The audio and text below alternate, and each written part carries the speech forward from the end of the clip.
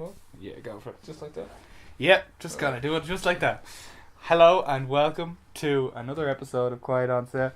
Stobie here as always, but this time Kev is going to try. Other Kev is going to try and justify me going to see All the Money in the World, but I have absolutely no interest in going to see it. Why do you have no interest though? Don't know. Just What's it going to be like when we have my guest on? fun. I don't know.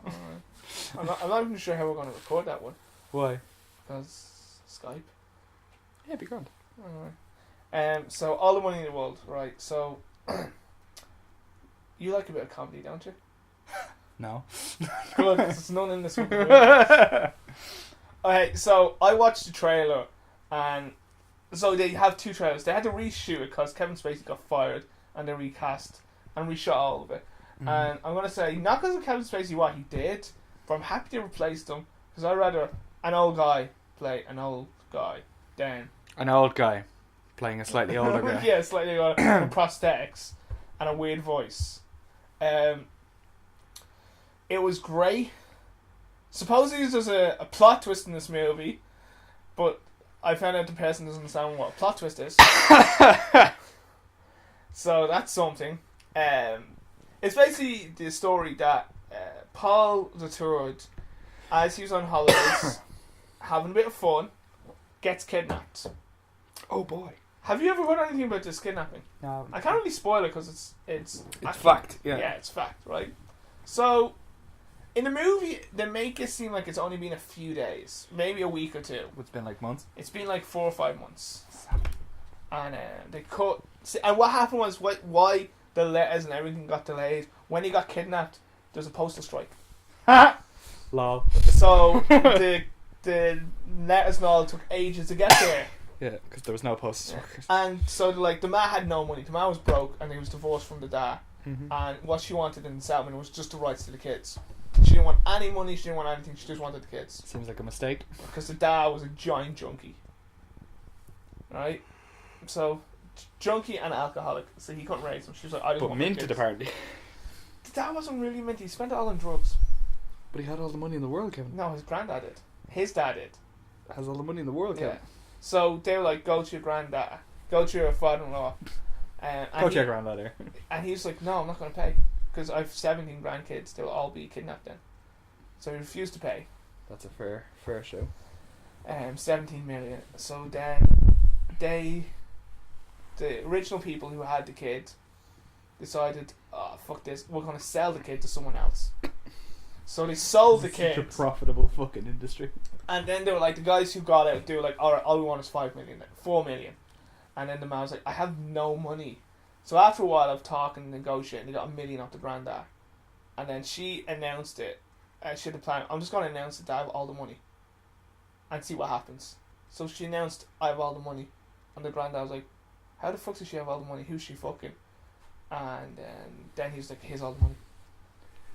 Alright. So they got the kid. But the reason the granddad finally paid out is because the people were just His heart grew 3 sizes when he went down to... No, right. They were getting, the kidnappers were getting annoyed that they were hearing nothing. That the grandfather, the richest man in the world, who had a couple of billion, refused to pay out for his grandson. So they cut off his ear and posted it to a newspaper. Here is Paul III's ear. Here. So then he paid. I can see why you thought this was going to be a comedy and then it wasn't. There's a comedy song from the Coast of Saber-Tooth Tigers. It's a really funny song. So he's dying because he's lost a lot of blood, and they got this doctor who didn't even hesitate. They held him down. And he cut his fucking ear off? Yeah, he wasn't even fully out. They just cut his ear off. And there was one of the lads who was trying to help him the whole time, going, Paul, just try to survive. He kidnapped him, and he's been the whole time going, man, I need you to survive. I need you to survive. We'd be down 17 million. Yeah, I need you. He was talking to the man going, try to get the money. I'm not making money out of this. I want him to survive. He's going to die. They're going to cut off his foot and all this. So they're going to cut off his other ear. So the money was exchanged, right? And there's this big tense scene where they were in a city and they were running around.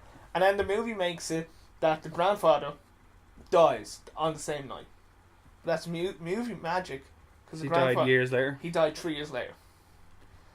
Because I was like, as I watched that scene, I was like, there's no fucking way this heartless bastard would die. Well, his heart grew 3 sizes, Kevin. That sounds like a strange. There's no fucking way he died when his grandson got kidnapped. What actually happened was, when they got back to the hotel with the son, the man was like, bring your granddad and talk to him and thank him. And the granddad wouldn't take the phone call. Because he was an asshole.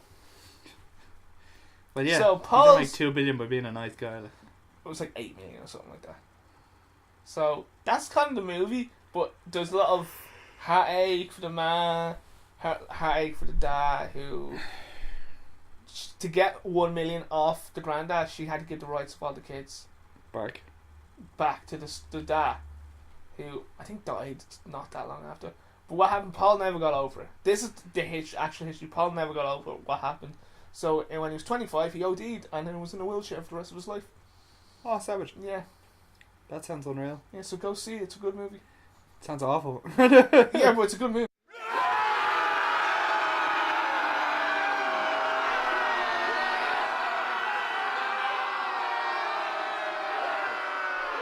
Ten words or less, hit me. Oh shit. Ha ha, cripple. Wait. Give me your money. No, I don't have any money. Fuck. Alright, maybe I'll give it a look. Maybe. I thought you'd jump right onto this movie, actually. I thought you already saw it. No. I like 3 Billboards better than... They're both very good movies. I prefer 3 Marky Mark's in it as well. He gives a good performance. As? This agent. This guy. Yeah, a former CIA guy who does a lot of dealings for Paul the First. The grandfather. The grandfather. Gettysburg, the rich man. Yeah. I won't tell you what the plot twist is while recording, because I don't think people understand what plot twists are. In your opinion, what's a plot twist? It's when something you don't when you're expecting one thing and then the opposite or something different happens. Yeah, okay, that's what I'd say as well. What is this movie's definition of a plot twist? Alright, he's actually dead the whole time. I really thought what happened was he'd escape.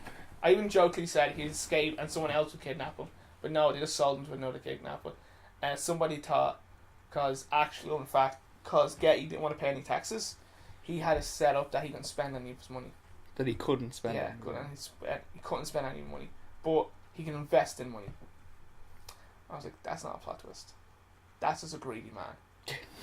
Because he then eventually... Just a businessman doing business. It's not really a plot twist when he then gave all the money for the kid. Yeah. Alright. Okay. Well, that was this week's episode. Possibly a midweek job. 2 in 1 week? I don't have that kind of energy. Right. This is a 7-week job. If you liked All the Money in the World, post a comment to try and convince me to go see it. Because I'm still not convinced with that. Go see it. Testimonial by Kevin. Thanks, we'll see you next time. This feels like it's the 7th one we've done. Because it is.